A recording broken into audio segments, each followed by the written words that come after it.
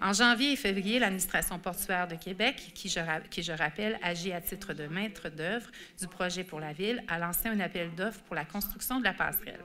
Les soumissions reçues se sont avérées beaucoup plus élevées de ce qui avait été estimé au départ, entre autres en raison des coûts de l'acier liés à l'impact de l'augmentation des tarifs douaniers des États-Unis sur l'acier. L'estimé des coûts qui était de 6 millions, finalement, on a reçu en fait des soumissions qui variaient environ, je dirais plus ou moins 10 millions.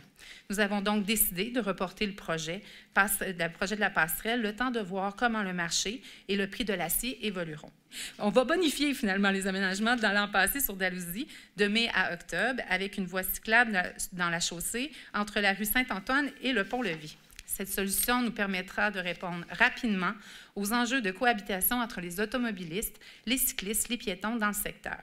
Par ailleurs, différentes mesures seront mises en place. Je pense entre autres à l'installation de chicanes pour assurer la sécurité des cyclistes qui doivent croiser ces rues et l'ajout également d'affichage. Nous croyons fermement que la passerelle est toujours la meilleure solution afin de permettre la cohabitation des activités portuaires, les piétons et le vélo sur les quais. Mais à la lumière des soumissions reçues, il nous semble inconcevable d'aller de l'avant pour l'instant. Sachant que 89% des cyclistes qui passent sur les quais sont des cyclistes de loisirs, par souci de sécurité et de cohérence, il ne sera plus possible d'être à vélo sur les quais. Les gens, tout comme au quai Paquette à Lévis, pourront marcher à côté de leur vélo ou encore les laisser sur les supports à vélo qui seront installés à chaque extrémité des quais 21 et 22. On sait qu'il existe une problématique au niveau de l'acier, puis ça a eu un impact sur les coûts. Maintenant, on continue à dire que c'est la meilleure solution pour une cohabitation sur les quais. Comme Mario l'a expliqué tout à l'heure, c'est plus possible là, que les vélos puissent être encore sur les quais 21-22 avec toutes les activités portuaires qui existent présentement.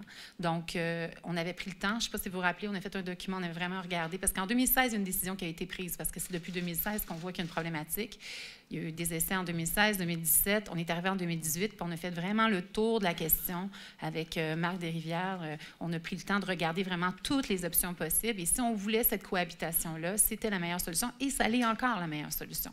Comme on dit, le projet n'est pas mort. On souhaite simplement, pour l'instant, on trouve que ça ne serait pas responsable d'aller de l'avant avec un coût aussi élevé, mais on continue à regarder voir comment ça va aller sur le marché de l'acier, mais l'autre chose aussi, c'est est-ce qu'il y a d'autres matériaux qui peuvent être utilisés pour arriver à la même fin.